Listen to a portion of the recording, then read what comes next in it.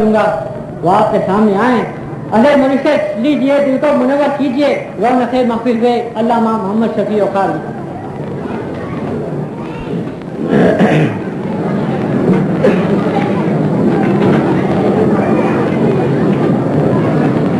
حضرات، تقریر شروع کرنے سے پہلے میں آپ حضرات سے درخواست کروں گا کہ آپ دوران تقریر تالی نہ بجائیں، بلکہ نعرہ تکبیر اور نعرہ رسالت بلند کریں. دوسری بات یہ ہے کہ یہ جشن عید میلاد النبی ہے. اس میں قرآن کریم پڑھا جائے گا، نبی کریم صلی اللہ علیہ وسلم کی حدیث مبارک پڑھی جائے گی، ذکر مقدس ہوگا. آپ اس اجلاس کے اندر سگرٹ نوشی سے پرہیز کریں. نحمدہ ونصلی ونسلم علی رسولہ الکریم وعلى آلہ وصحبہ اجمعین.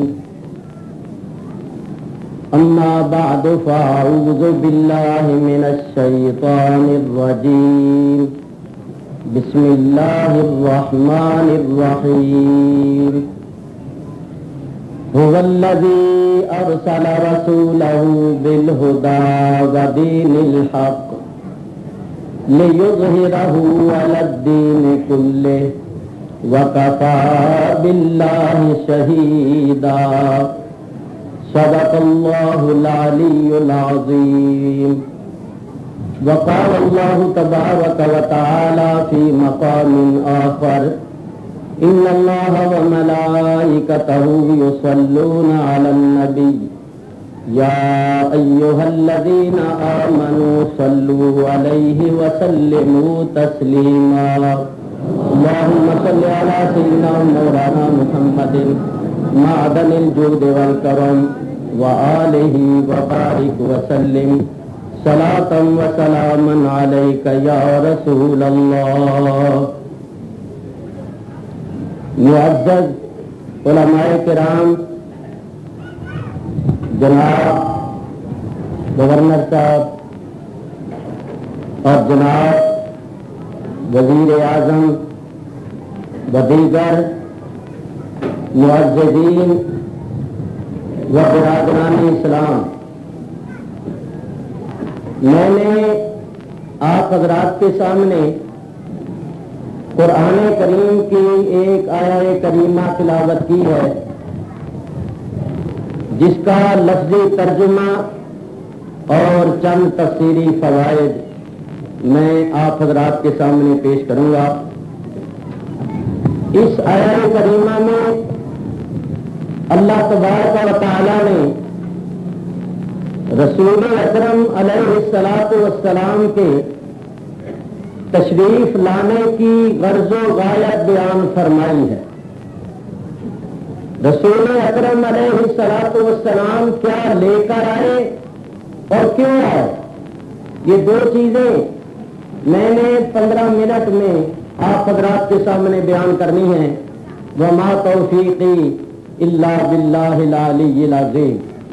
اللہ تعالیٰ ارشاد فرماتا ہے: هو الذی ارسل رسولہ، وہ ہے جس نے بھیجا اپنے رسول کو بالہدی ودین الحق، ہدایت اور سچا دین دے کر، لیظہرہ علی الدین کلہ، تاکہ اس سچے دین کو تمام دینوں پر غالب کر دیا جائے.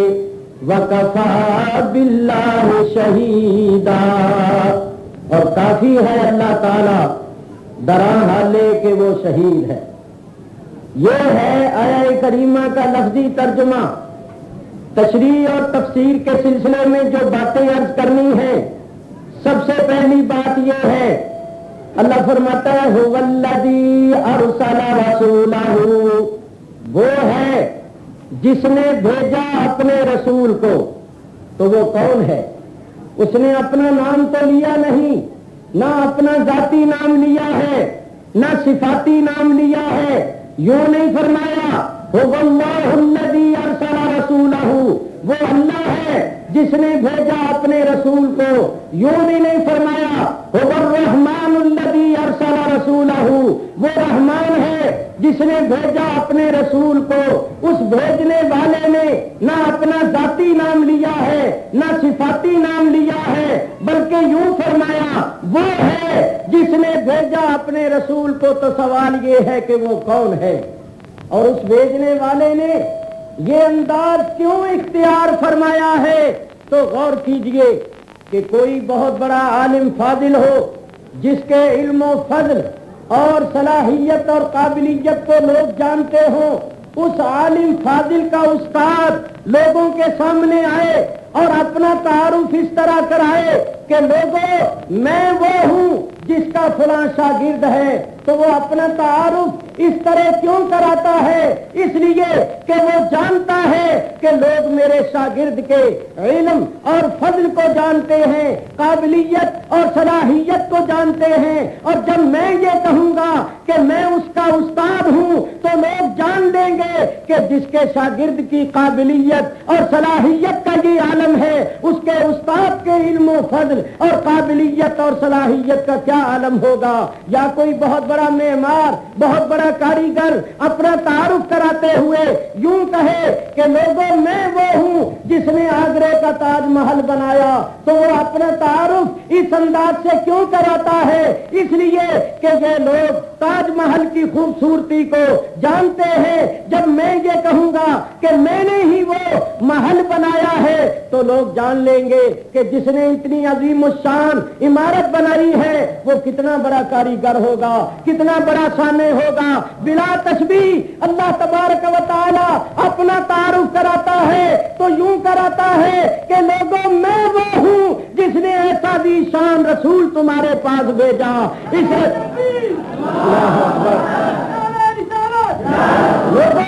میں وہ ہوں جس نے ایسا بھی شان رسول تمہارے پاس بھیجا۔ اس رسول کو دیکھو، اس رسول کے علم کو دیکھو، اس رسول کے حلم کو دیکھو، اس رسول کے کرم کو دیکھو، اس رسول کے جمال کو دیکھو، اس رسول کے کمال کو دیکھو، تو دیکھ کر یہ اندازہ کر لو کہ جس کے رسول کی یہ شان ہے اس کے پیدا کرنے والے اور بھیجنے والے خدا کی کیا شان ہو۔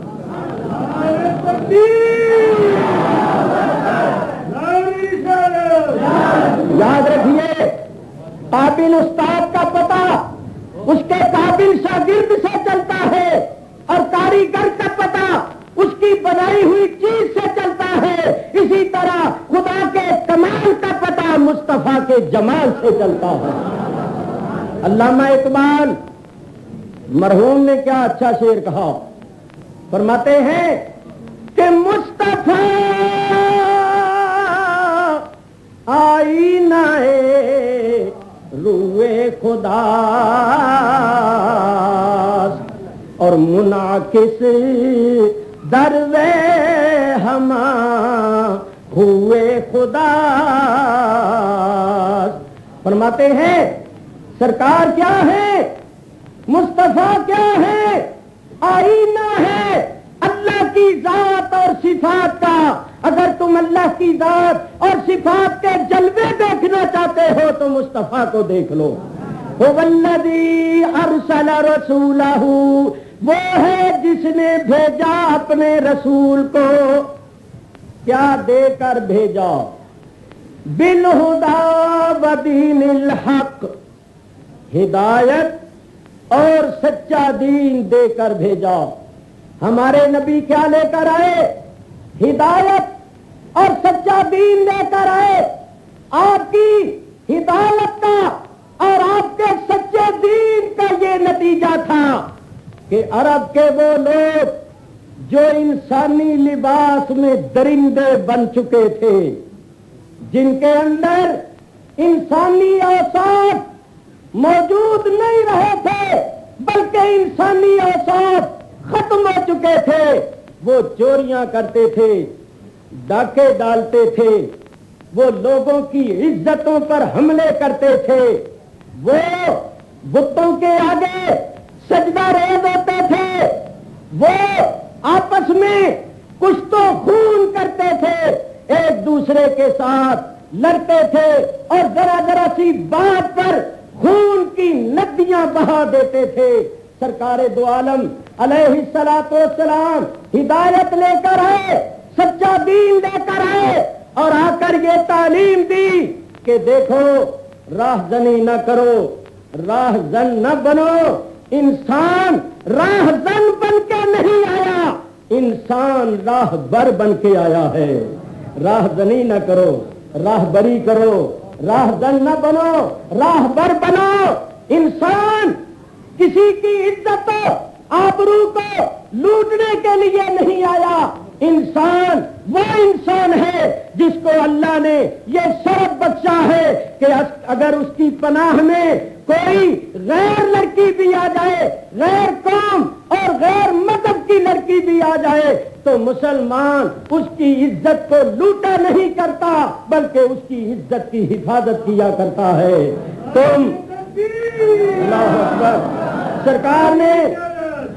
سرکار نے یہ تعلیم دی کہ مسلمانوں دوسروں کی عزتوں پر حملے نہ کرو بلکہ دوسروں کی عزت کی حفاظت کرو۔ تم محافظ بن کے آئے ہو، تم چور بن کے نہیں آئے ہو، اور تمہارا ان پتھر کی مورتیوں کے آگے جھکنا یہ تمہاری توہین ہے، کیونکہ اللہ نے انسان کو اشرف المخلوقات بنایا ہے۔ یہ ساری کائنات انسان کے واسطے پیدا کی ہے اور انسان کو اللہ نے اپنے واسطے پیدا کیا ہے۔ اے انسان، تو خدا کے سامنے جھک، ساری کائنات تیرے سامنے جھکے گی۔ تو خدا کی اطاعت کر، تو خدا کا حکم مان، ساری کائنات تیرا حکم مانے گی۔ اگر تو خدا کا ہو جائے گا ساری کائنات تیری ہو جائے گی۔ تو پھر آپ جانتے ہیں کہ یہ سرکار کی تعلیم کا نتیجہ تھا، یہ سرکار کی ہدایت کا نتیجہ تھا کہ عرب کے لوگوں لوگ صحراؤں میں اونٹوں کے چرانے والے بدو لوگ جو تھے پھر وہ کیا بن گئے؟ ان میں کوئی صدیق اکبر بن گیا، کوئی فاروق اعظم بن گیا، کوئی عثمان غنی بن گیا، کوئی حیدر کرار بن گیا۔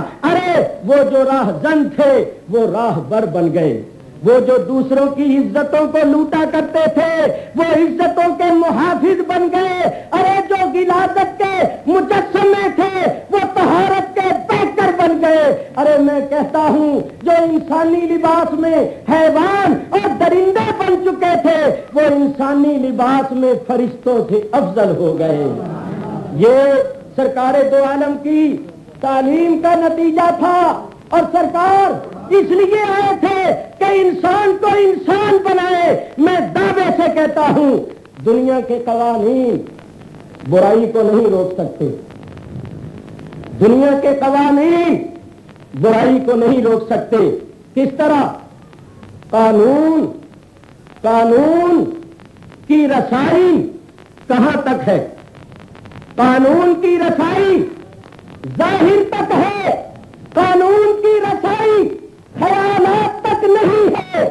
قانون انسان کے خیالات پر حاوی نہیں ہے۔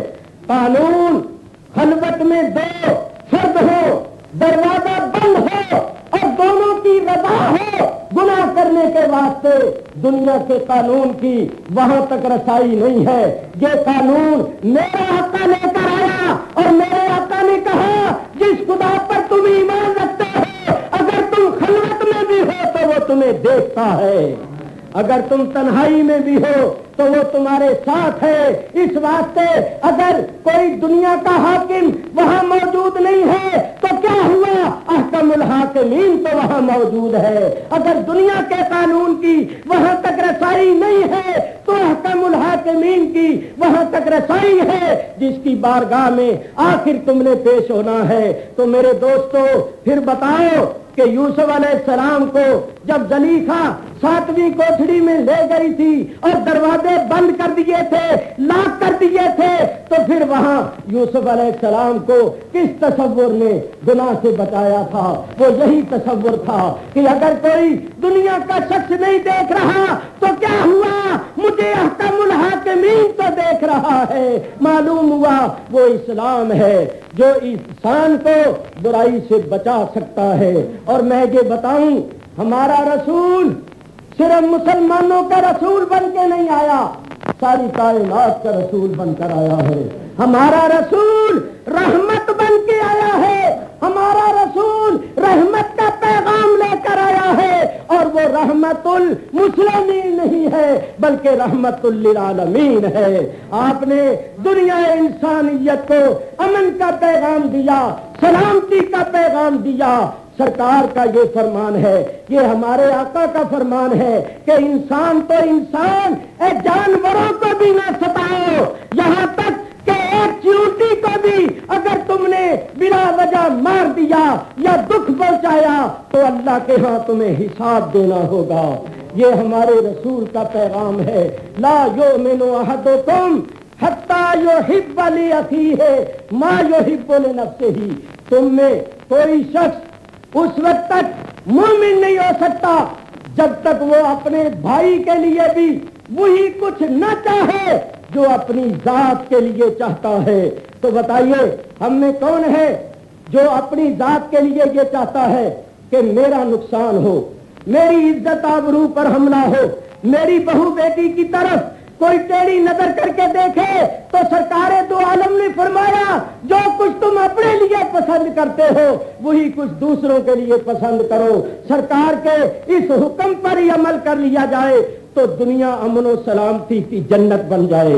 मेरे मुसलमान भाइयों और बुजुर्गों, मैं तुमसे भी कहता हूं कि खुदा की कसम, जब हम दुनिया के सामने इस्लाम के सच्चे और सुनहरी उसूल पेश करते हैं तो गैर मज़ाहिब के लोग भी कहते हैं इस्लाम बहुत अच्छा दीन है, इस्लाम के उसूल बड़े सच्चे हैं, बड़े सुनहरे हैं, वाकई इन पर अमल करने से अमन कायम हो सकता है, बुराइयां दूर हो सकती है। जब वो इस्लाम को देखती है तो इस्लाम को पसंद करते हैं, और जब हम मुसलमानों के अमल और किरदार को देखते हैं तो वो इस्लाम से मुतनफ़र हो जाते हैं।